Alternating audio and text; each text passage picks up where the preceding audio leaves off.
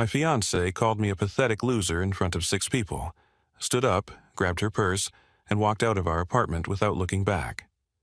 3 days later, I was sitting on the floor of a one-room cabin in the Brooks Range of Alaska, 700 miles north of Anchorage, reading a 4-page letter in my dead father's handwriting that told me the property my parents had given me, the property my brother had laughed at, the property my fiancée had used as her reason to end our engagement, was worth $135 million. But before I tell you what was in the letter, I have to tell you how I ended up on the floor of that cabin, because the journey there was paved with the kind of small humiliations that I had been absorbing, quietly, for my entire life. My name is Bennett Crockett. I was 38 years old in April of 2026. I worked as an architectural drafter at a mid-sized firm in Westchester County, New York. I made $68,000 a year. I had been at the firm for 11 years. I was not a licensed architect. I had failed the licensing exam twice, first at 26, then at 28. And after the second failure, my father, Dalton Crockett, sat me down at the kitchen table of the Scarsdale mansion where he and my mother lived and said, "Bennett, maybe architecture isn't for you." He didn't say it cruelly. He said it the way a man says a thing that he has concluded, and the concluding is a kindness because it saves the other person from further effort. My father was not a cruel man. He was a man of preferences, and my older brother Preston was his preference, and I was the son he had to be pragmatic about because I was not Preston. Preston Crockett, 5 years older than me.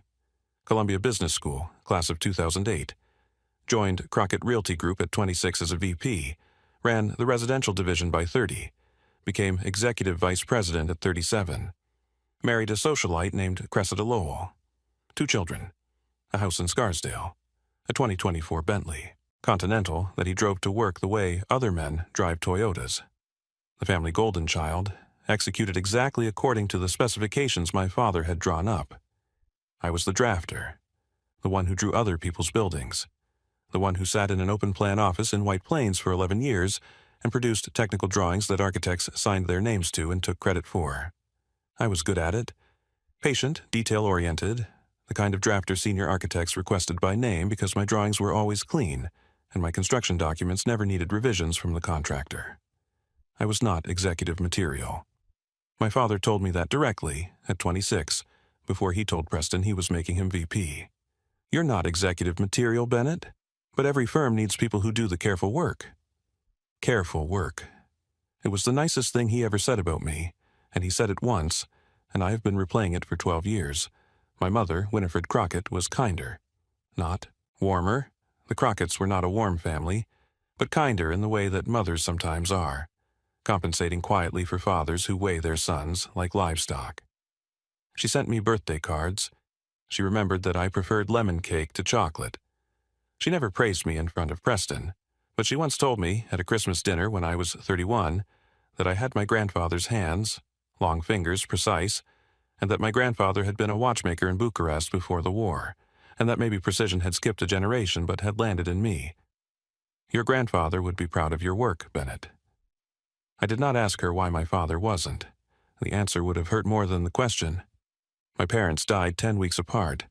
My father, first, in January of 2026, a heart attack in his study, 18 minutes after finishing his morning espresso. My mother, 3 weeks later, a stroke and then complications from the stroke and then the hospital and then the hospice and then the funeral on a Tuesday in March that was cold and gray and attended by 300 people who had known my father's money and 12 people who had known my mother's heart. Preston gave the eulogy. He spoke about legacy. He spoke about Crockett Realty. He spoke about how our parents had built something that would endure. He did not mention me by name until the end, when he thanked my brother Bennett, who was a good son, in the particular way that older brothers thank younger brothers in front of rooms full of strangers. I spoke for 90 seconds. I thanked my mother for teaching me that careful work was worth doing. I did not thank my father, which nobody noticed, because nobody was looking at me anyway. The will reading was on April 12, 2026. The law office of Hollister and Teague on Madison Avenue in Manhattan. Rosewood conference table, leather chairs, a view of the East River through floor-to-ceiling windows. The attorney, a man named Granger. Teague was in his late 60s, silver-haired, with the particular gravity that trusts and estates attorneys develop because they spend their careers watching families divide things. Preston and Cressida were there. I was there. My fiancée, Mackenzie Ford, was there, and a junior associate was there to take notes. Granger Teague opened the folder, read the preamble, then began. To my son, Preston Crockett, and his descendants, I leave the following. The residence at 247 Walnut Lane, Scarsdale, New York, including all furnishings and contents, the 2024 Bentley Continental GT and the 2023 Range Rover Autobiography, to be held as personal vehicles or disposed of at discretion, 100% of the outstanding shares of Crockett Realty Group, LLC, including all operational assets, client contracts, and goodwill, and liquid assets in the aggregate amount of $4,200,000 to be transferred from the Crockett Family Trust to Preston's personal account, within 60 days of this reading. Preston did not react. He had known for years that he was getting the company. The specific dollar amounts were confirmations, not revelations. Cressida allowed herself a very small smile, the kind of smile a woman allows when she has just learned that her husband is now worth $19 million and she is going to get half of it by marriage. Granger Teague continued. To my son, Bennett Crockett, I leave the following. The property, located in the Brooks Range region of the North Slope Borough, Alaska, consisting of approximately 220 acres of land with a single-structure wood cabin, legal description to be provided in the attached survey. A handwritten letter from Dalton Crockett to Bennett Crockett, to be opened by Bennett alone and only upon his arrival at the aforementioned cabin, and the sum of $12,000 in cash, to be provided as travel funds for Bennett's journey to the Alaskan property. The room went quiet. Not awkwardly quiet, politely quiet. The kind of quiet that settles when everyone in the room is trying to figure out how to react to something that has just revealed itself to be lopsided. Cressida covered her mouth with her hand. She didn't hide the smile that followed. Preston looked at his lap. Mackenzie's face went through 3 stages in about 2 seconds. Shock, calculation, rage. My face didn't do anything. I had learned somewhere between ages 10 and 15 how to make my face not do anything. Granger Teague looked at me. Mr. Crockett, do you have any questions? No, thank you. The cash is available to you today. The letter will be released to you along with a set of keys to the cabin. The property survey and deed have already been transferred and are in your name as of midnight last night. Thank you. Preston cleared his throat. Granger, was there any explanation in the will about why the division was structured this way? There was a handwritten note from your father, Mr. Crockett. It read, and I'm quoting, Preston, you inherit the visible estate because you are its rightful heir. Bennett inherits what I value most. Do not interfere, end quote. Preston blinked. What I value most. That was your father's language, not mine. Cressida made a sound. Not a laugh, a kind of involuntary exhale that could have been a laugh if she had permitted it. Mackenzie made a similar sound, except hers was a laugh, brief and sharp, that she covered with a cough that didn't fool anyone. A cabin in Alaska, Mackenzie said. I'm sorry, I didn't mean to laugh, a cabin. Miss Ford, Granger Teague said, with the mild patience of a man who has heard many reactions and many will readings. The reading is a formal proceeding. I'd ask that you reserve commentary for later. Of course, sorry. We left the law office. Preston and Cressida took a car service back to Scarsdale. Mackenzie and I took the Metro North back to Yonkers. Mackenzie spent the entire 34-minute train ride on her phone, texting someone, her sister, probably, and did not look at me once. When we got back to our apartment, a 4th-floor walk-up on Warburton Avenue, she said, We need to talk about this. About what? About your parents leaving you a shack. Mackenzie, my dad left me a letter. There might be something I don't understand yet. A letter? Your dad left you a letter and a cabin and $12,000 and you're waiting for the letter to be something. Bennett, your parents just told you, in writing, that Preston was the real son and you were the afterthought. And the afterthought's inheritance is a cabin in frozen nowhere. Read the room. I'm going to Alaska. What? I'm going to fly to the cabin, read the letter, see what my dad wanted to tell me. Bennett, you have 6 weeks of paid vacation you've never used. You're going to burn them on a trip to a cabin that your family considers a joke. I want to see what he left me. He left you a cabin. He left you a letter that probably says he loved you and was sorry he was a cold father. It's not going to fix anything. Maybe not, but I'm going. She stared at me for a long time. The stare was not the stare of a woman who was disappointed. It was the stare of a woman who was recalibrating. The engagement had been a year long. We had a wedding scheduled for September 2026, a deposit on a venue in Tarrytown, an invitation list, a color palette, and Mackenzie Ford was looking at me across the kitchen of our fourth-floor walk-up and recalculating whether any of those things were going to happen. "Okay," she said, "let's have dinner. Thursday, just us and Preston and Cressida. Let's process this together, as a family." "Mackenzie, I don't want to have dinner with Preston and Cressida right now." "Bennett, your parents just divided their estate and left you basically nothing. The adult response is to sit down with your brother and have a conversation about it, not to run away to Alaska." "I'm not running away." "Then have dinner. Thursday, here, I'll cook." I agreed. I should not have agreed. But I was 38 years old and I had spent my entire life agreeing to small requests from people who loved me less than I loved them. And I did not yet have the muscle to refuse. That muscle would develop. It would develop that same week, in fact. But it was not developed yet on that Monday afternoon. Thursday, April 14th, 2026. Our fourth-floor walk-up in Yonkers. Dinner for 6. Me, Mackenzie, Preston, Cressida, and 2 of Mackenzie's closest friends. Bronwyn, a publicist, and her husband Arlo, a lawyer. Mackenzie had invited them. I didn't know why. I would find out. Mackenzie made a braised short rib with polenta. She had opened 3 bottles of wine by 7:30 p.m. and had drunk most of one of them herself by 8. Preston and Cressida arrived at 7:15, brought a bottle of $140 Barolo, and sat at the small dining table with the air of visiting royalty, slumming it at a commoner's function. Bronwyn and Arlo arrived at 7:30, charmed, well-dressed, the particular kind of friends that women invite to dinners when they want witnesses. The conversation was controlled for the first hour. Preston was careful. Cressida was polite. Mackenzie drank. I watched. Around 8:45, Preston mentioned the inheritance. Not about me, about the company. He was going to restructure Crockett Realty, move into the Connecticut market, buy out a competitor in Stamford. He was expansive. He was celebrating. He was not trying to rub anything in, but he was also not trying to avoid it, because Preston Crockett has never in his life considered whether his success might feel heavy in the room to his brother. "Bennett, you should come up to the Scarsdale house sometime," Preston said. "We're going to renovate. Keep what Mom and Dad did, but modernize. Cressida has ideas." "Sure. Preston, that sounds good. And the Bentley. I'm going to drive it. I know it seems silly, but Dad loved that car. I want to keep it in use. Makes sense.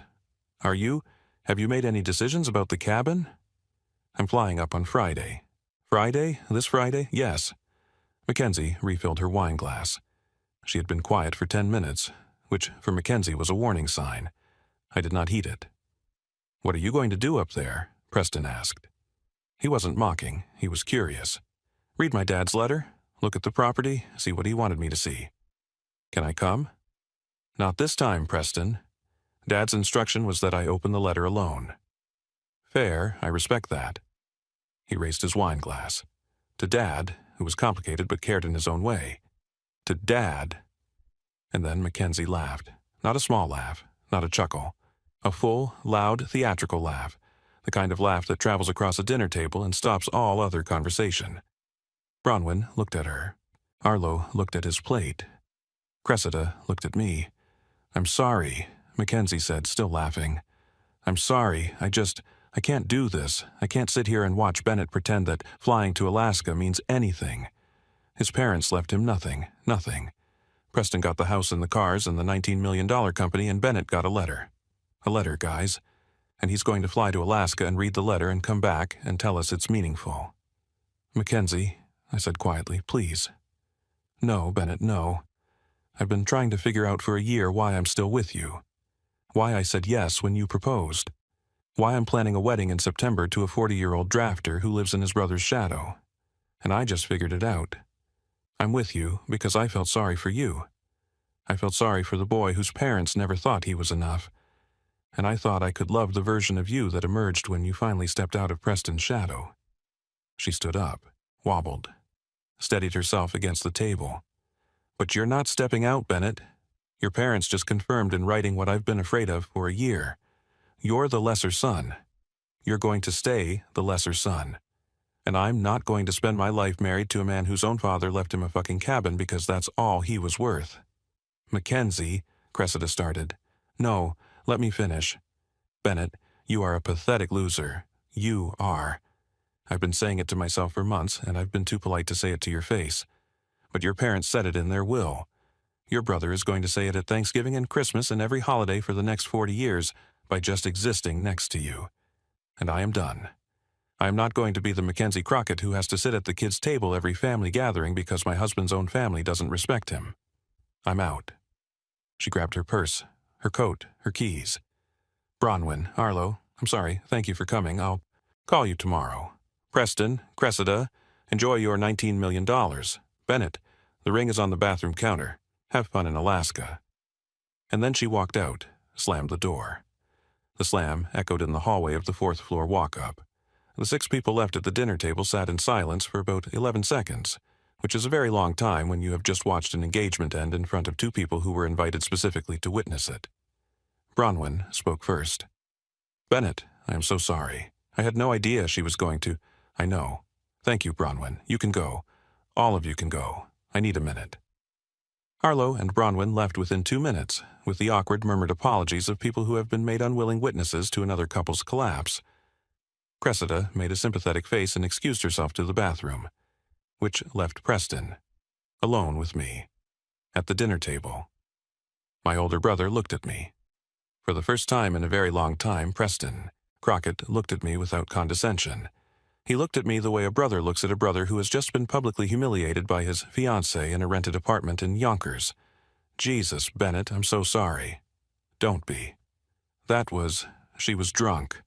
She didn't mean most of what she said. She meant all of it. She's been rehearsing it for months. She just needed an audience. Bennett, I want you to know that whatever Dad and Mom did with the will, I don't feel that way. I don't think you're what she said. You're not that. You're my brother. Thank you, Preston. Is there anything I can do? Yes. Go home, take Cressida, let me pack. Pack? I'm going to Alaska tomorrow morning. I moved the flight up. He looked at me. He almost said something, then he didn't. He got Cressida. They left. I stood in the kitchen of the fourth-floor walk-up where I had lived for 6 years with the woman I was going to marry, and I looked at the ring on the bathroom counter, 1.2-carat round cut solitaire that I had spent 8 months paying off, and I picked up the phone and changed my flight from Sunday morning to 6 a.m. Friday. Then I packed a bag, thermal clothing, wool socks, boots, a headlamp, my father's property survey, the key to the cabin, which Granger Teague had given me that afternoon, and the letter, sealed, in my inside jacket pocket, where it would stay until I reached the cabin because that was what my father had asked. I slept for 3 hours. Then I got in an Uber to JFK. The Uber driver, a man named Gideon, who had been driving in New York for 19 years, asked me where I was going. Alaska? Business or pleasure? Neither. Estate matter. Someone died? Both my parents. I'm sorry. Thank you. Alaska in April. That's still winter up there. I know. Bring more socks than you think you need. My son did Alaska for 2 summers. He told me that one thing, socks. Noted? I got on the plane at 6:18 a.m. on Friday, April 15th, 2026. JFK to Anchorage, 7.5 hours. Anchorage to Fairbanks, 1 hour. Fairbanks to Coldfoot, a small airstrip run by a bush pilot named Kaya Whitcomb, 2 hours in a single-engine Cessna that made sounds I did not want to identify. From Coldfoot, a truck stop town of 34 people on the Dalton Highway, I rented a snowmobile from a local outfitter. His name was Orson P. Cook. He was 61 years old. Inupiaq. Short, broad-shouldered, with the kind of face that has spent 61 years outside and does not apologize for it. You're Bennett Crockett? Yes, sir. Dalton's boy? Yes, sir. Your father was a good man. Came up here twice a year for 38 years. Never talked much about what he was doing. Said he was checking on the land. Do you know what he was checking? Orson looked at me for a long time. The way Alaskans look when they are deciding whether to say something or whether to let the silence do the work. You should open the letter at the cabin. That's what your father would want. He left me instructions to do that. How did you know there was a letter? There's always a letter. Men like your father. They don't say the important things, they write them and leave them. He rented me a snowmobile, gave me a topographic map with the cabin marked, told me the route, 22 miles northwest, along a frozen river, then up a draw, then through a stand of spruce. Told me to leave by noon so I'd have daylight. Told me that if I wasn't back by Sunday evening, he would come looking for me. You've been there before. Many times. I helped your father maintain the place. He paid me fairly. I will help you too if you need it. I left Coldfoot at 11:47 a.m. The snowmobile was a Ski-Doo, older model, maintained well. The trail was marked with occasional ribbons tied to trees. The landscape was white and gray and green, snow, rock, spruce, and silent in a way that New York City had prepared me for the exact opposite of.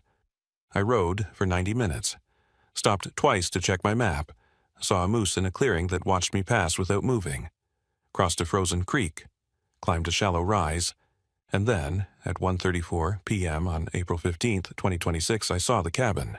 It was small, 400 square feet, log construction, weathered gray from 4 decades of wind, a stone chimney, a metal roof with an overhang, a single door facing south, windows on the east and west walls, a woodshed to the side, stocked with split spruce under a tarp, a small outhouse 30 feet behind, no power lines, no wires of any kind. The nearest electrical grid was probably 100 miles south. It was exactly what Mackenzie had called it. A shack. A cabin in frozen nowhere. The worthless inheritance that the lesser son had been given because his parents thought he was worthless.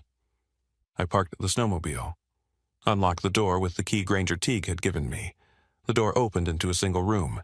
A wood stove in one corner. A cot against the north wall. A small table with 2 chairs.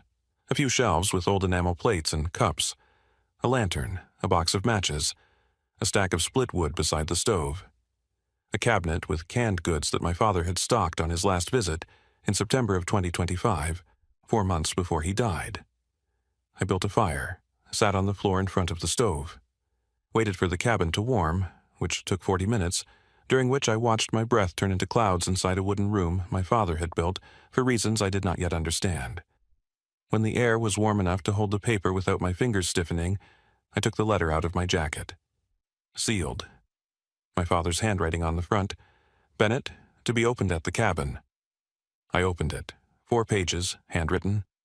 Dated November 2022, 3 years and 2 months before my father's death. Bennett, if you're reading this, I'm gone. You are sitting in the cabin I built for you in 1987, which means you took the trip. Thank you. I was not certain you would.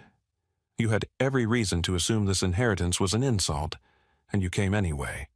That tells me that the son I raised, the son I did not always see clearly, is the son I hoped he was.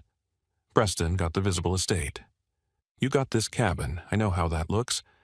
I need you to understand, before you go further, that the division was not about love. It was about fit. Preston is the heir to what is visible. You are the heir to what I value most, and what I value most is what you are about to learn about. In 1987, when I was 32 years old and starting Crockett Realty, I took a trip to Alaska with a geologist friend named Calvin Redcliffe. Calvin was doing mineral survey work for the state of Alaska under a federal grant. He was one of the best field geologists in the country, though he was never famous because he preferred Alaska to academia. Calvin showed me a piece of land in the Brooks Range that had been overlooked by the major mining companies.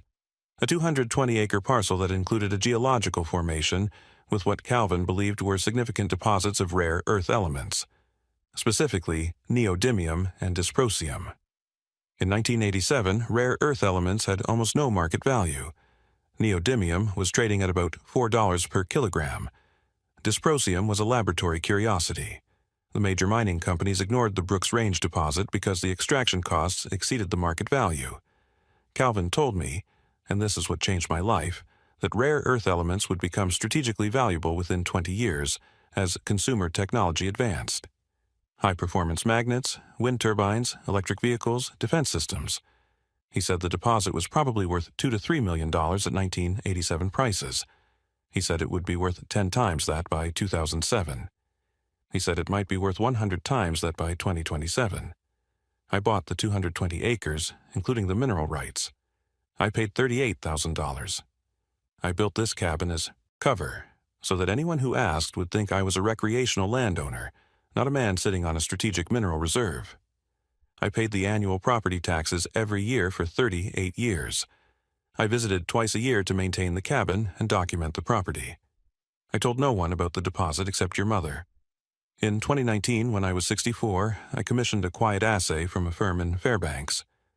The results, which are in a sealed folder under the floorboard beneath the cot, along with Calvin Redcliffe's current contact information, a property survey, and a list of 3 mining consultants I trust, confirmed everything Calvin had predicted in 1987 and more.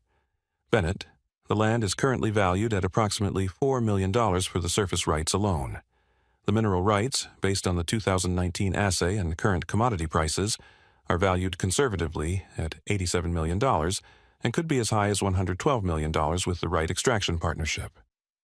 Total estimated value, approximately $100 million at 2022 prices, with upside to significantly more, depending on how the rare earth markets develop. Now, I need to tell you why I left this to you and not Preston. Preston is exactly who I raised him to be. He's aggressive, acquisitive, and skilled at moving assets. If I left him this land, he would sell it within 6 months. He would take the cash. He would put it into Crockett Realty. The deposit would become a line item in someone else's mining operation, and the strategic asset I spent 38 years protecting would be cashed out for a generation's worth of brownstone flips in Brooklyn. You are different, Bennett. I know you don't see yourself the way I see you. I know that I spent a large part of your childhood and all of your adult life telling you that you were not executive material, that you were better suited to careful work, that you should focus on drafting. I told you those things because they were true, and I also told you those things because it was the easiest way to keep Crockett Realty unified under Preston and to avoid the kind of succession dispute that has destroyed better families than ours. I was wrong to make you feel smaller to keep the peace. I am not going to tell you I am proud of you now, because I said too little of that while I was alive, and to put it in a letter is cheap. But I will tell you this. I chose you for this inheritance because you are the son who reads letters before acting.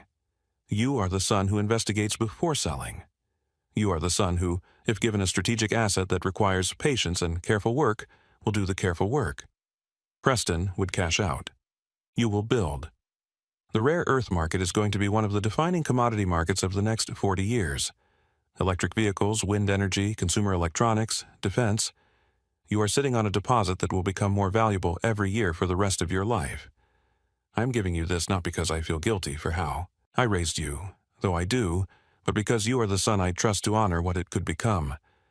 The folder under the floorboard has everything you need to start. Calvin Redcliffe is 78 years old and lives in Fairbanks. He's expecting you. He will confirm everything in this letter and add context that I could not fit here. The 3 mining consultants on the list are men and women I have known for years. They will not cheat you. They will guide you. Take your time. The land has been there for 1 billion years. It will wait for you. Do not tell Preston. Not until you understand what you have. Not until you have partners in place. Preston will want to help. Preston's help is cash-out advice. You do not need cash-out advice. You need time, patience, and the careful work you have been doing for 11 years without realizing you were training for this. I love you, Bennett. I was not good at showing it while I was alive. I am sorry. I hope this cabin and this letter and the 220 acres around you will be enough. Dad. I sat on the floor of the cabin for a long time. I did not cry at first. I was not a man who cried easily. But after maybe 40 minutes of sitting on the floor, reading and rereading the 4 pages, I found that I was crying. Quietly. Not because my father had left me $135 million worth of land, not even because he had admitted that he had been wrong about me. Because he had seen me. Somewhere, underneath the 38 years of preferring Preston, my father had been watching me, had been cataloging my patience, my carefulness, my willingness to read before acting. And when it came time to decide which son to trust with the most important asset he had ever built, he had chosen the son who had never once felt chosen. I got up, walked to the cot, moved it aside. The floorboard beneath it was loose. I could see the seam where my father had cut it. I pried it up with the pocket knife I had brought for general use. Inside was a steel lockbox. Inside the lockbox, wrapped in waterproof plastic, was a folder. Inside the folder, the 2019 assay report, 41 pages, complete with core sample photographs, chemical analysis, and concentration percentages of neodymium, dysprosium, and 4 other rare earth elements. A property survey from 1987, with the boundaries of the 220 acres hand-drawn by a surveyor named Lowell Atkins, who had also signed his name at the bottom. A handwritten card with Calvin Redcliffe's phone number, address in Fairbanks, and a note from my father. Calvin is expecting you. Do not call him from a phone that can be traced back to the family. Use a burner or a payphone. He will understand. A typed list of 3 mining consultants, a woman in Denver, a man in Toronto, and a firm in Perth, Australia. Each with phone numbers, email addresses, and a 1-paragraph description in my father's handwriting of what kind of work each did and when my father had last spoken to them. A final item. A second, shorter handwritten note from my father. 4 sentences. Bennett, this folder is your blueprint. Do not rush. Do not tell Preston until you are ready. Trust the consultants on this list. I vetted them personally. Build something that honors this land, and if you do, I will have been a better father in death than I was in life. Dad. I put everything back in the waterproof plastic. Put the plastic back in the lockbox. Locked it and put it in my bag. Covered the floorboard.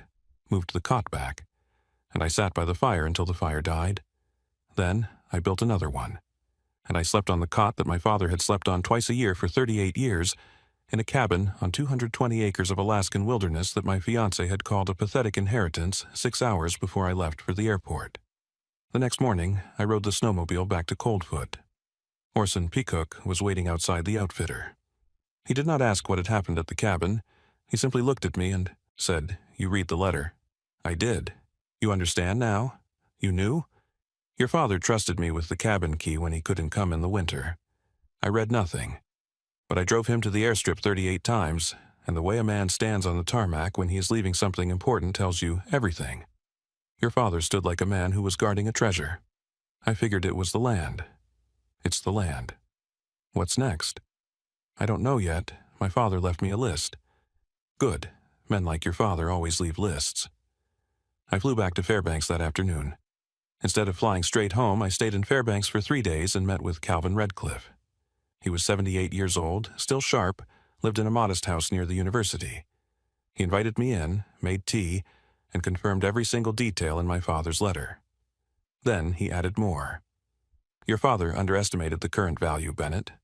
The 2019 assay was based on commodity prices at that time, rare. Earth prices have risen significantly in the 5 years since, driven by electric vehicle demand and the geopolitical push to reduce reliance on Chinese rare earth supply.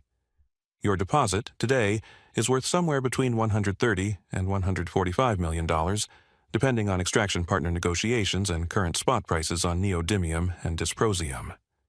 $135 million, give or take. And you're sure?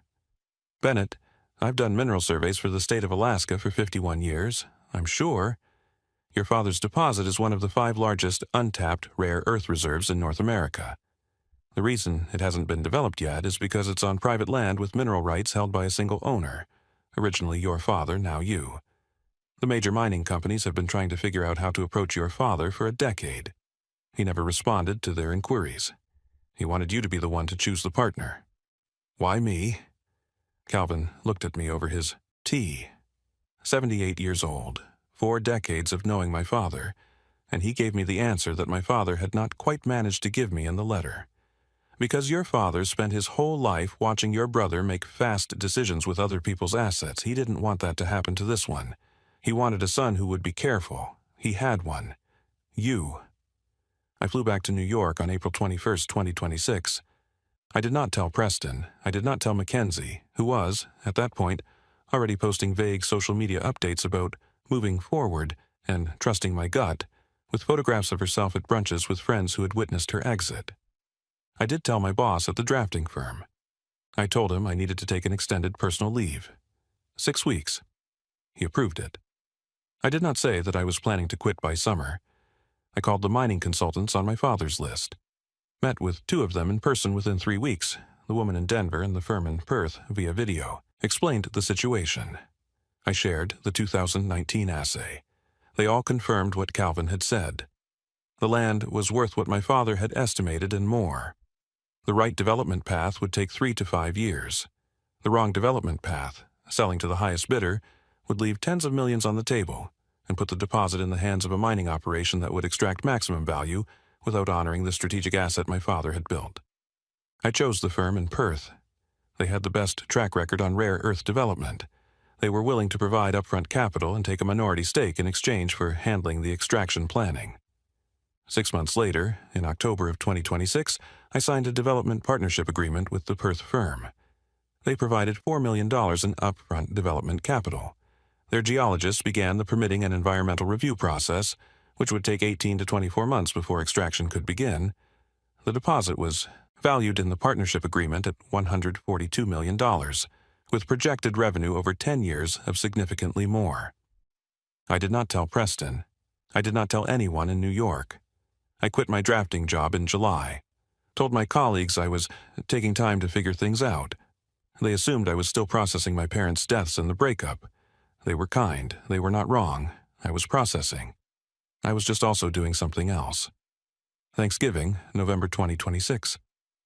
Preston hosted at the Scarsdale Mansion, the one my mother had decorated in 2001, and that Cressida had been slowly redecorating since February. I went. I brought a bottle of wine. I sat at the dining room table where I had eaten Thanksgiving dinner every year for 37 years. Preston was expansive. Cressida was polite. Their children were 10 and 7 and had no idea what any of it meant. During dessert, Preston said, "Bennett, I've been thinking. Cressida and I have been thinking. You got a raw deal in the will, Dad, and Mom left you that cabin and basically nothing else.